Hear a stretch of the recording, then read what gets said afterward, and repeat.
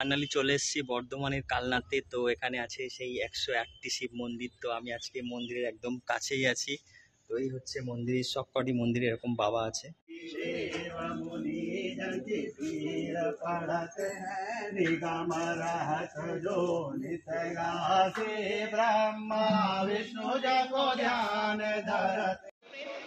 পৌঁছে গেছি হাওড়া স্টেশনে। তো এবার আমি ট্রেন ধরবো এখান থেকে।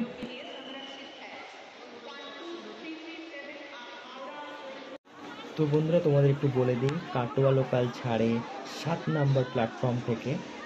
এবার মাঝে মাঝে পরিবর্তনও হতে পারে। তো বন্ধুরা ফাইনালি উঠেই পড়লাম ট্রেনে।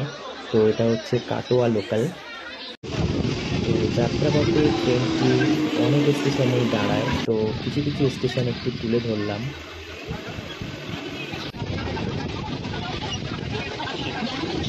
তো বন্ধুরা হাওড়া থেকে কাটোয়া লোকাল ধরেছিলাম। তো ট্রেনটি ছিল 10টায়। তো হাওড়া থেকে কালনা পৌঁছেছে 12টা 4-এ। আর টিকিট নিয়েছিল 25 টাকা। তো এখন আমি দাঁড়িয়ে আছি কালনা স্টেশনে। তো এখান থেকে একটা গাড়ি করতে হবে মন্দিরে যাওয়ার জন্য। তো চলো দেখা যাক কি গাড়ি আছে। তাদের সঙ্গে দেখা হয়ে গেছে যেতে যেতে। তো বন্ধুরা এখন স্টেশনে নেমে ওভারব্রিজ ধরে তোমাদের চলে যেতে হবে রাস্তার দিকে। তো ওখান থেকে অনেক টোটো শুনেছি যায়। তো চলো। ফাইনালি চলে এলাম স্টেশনের বাইরে। তো এই স্টেশনের বাইরে থেকেই তোমরা মন্দিরে যাওয়ার জন্য টোটো পেয়ে যাবে।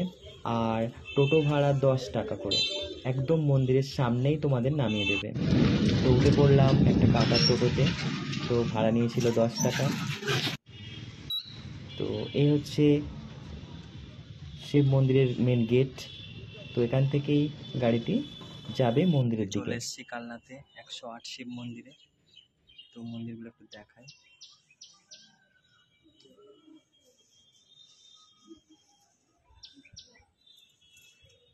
পৌঁছে গেছি কালনাতে। তো দেখতে পাচ্ছ কত সুন্দর সুন্দর এখানে পুরানো পুরানো মন্দির আছে। তো তোমরা যদি মন্দিরটা একবার দেখো তো দেখতে পাবে কত পুরানো। তো এই মন্দিরগুলো হচ্ছে 108 শিব মন্দিরের একদম অপোজিটে। তো তোমরা যারা আসতে চাও তো এলেই দেখতে পাবে। তো আর এই মন্দিরটা হচ্ছে বাবা শিব ঠাকুরের মন্দির। তো এখানেও খুব বড় একটা শিবলিঙ্গ আছে।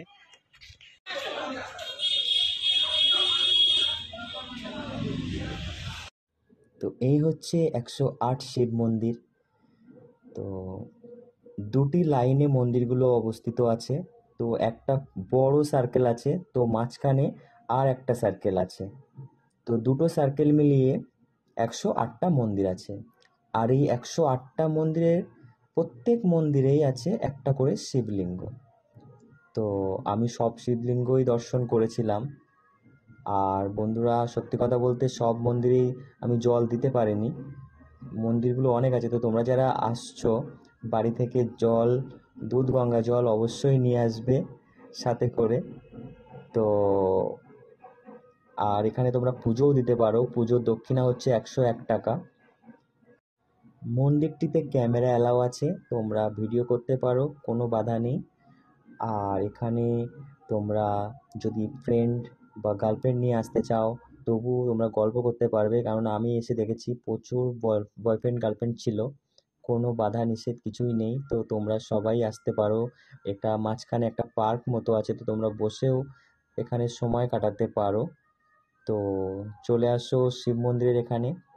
তো দেখছো যেটা বলছিলাম মাঝখানে একটা সার্কেল আছে। তো এই হচ্ছে মাঝখানের সার্কেলটা। তো এখানে এলেই তোমরা বুঝতে পারবে জায়গাটা কত সুন্দর। তো আমার তো অনেক দিন থেকে ইচ্ছে ছিল এখানে আসার। ফাইনালি আমার ইচ্ছেটা পূরণ হয়ে গেল বাবা শিব ঠাকুরের দয়ায়।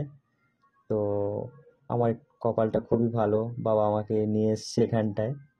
তো তোমরাও যারা আশা করেছো আসবে বলে, তো ফটাফট চলে এসো। মাত্র 200 টাকা খরচ এখানে আসতে হলে। হাওড়া থেকে বলেই তো দিয়েছি তোমাদের, ট্রেনে উঠে পড়বে, চলে আসবে কালনাতে। এলেই তোমরা দেখতে পাবে 108 শিব মন্দির। আর বন্ধুরা যদি ভিডিও ভালো লেগে থাকে বন্ধুদেরও শেয়ার করো।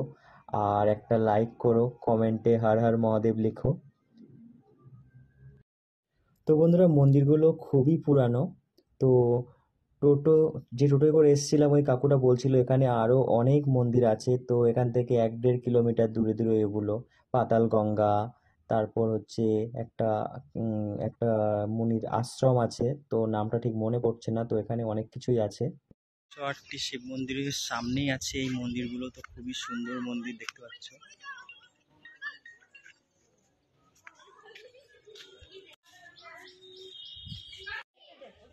তো বন্ধুরা এই মন্দিরটি খুবই পুরানো।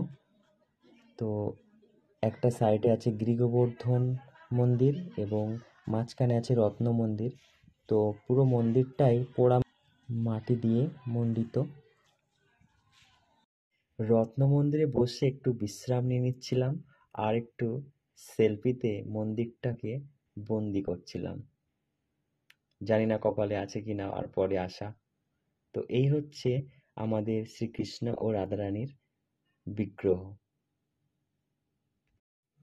তো বন্ধুরা চ্যানেলটিকে সবাই সাবস্ক্রাইব করে রেখো, বর্ধমানের আরও সুন্দর সুন্দর ভিডিও আমি তোমাদের সামনে তুলে আনবো।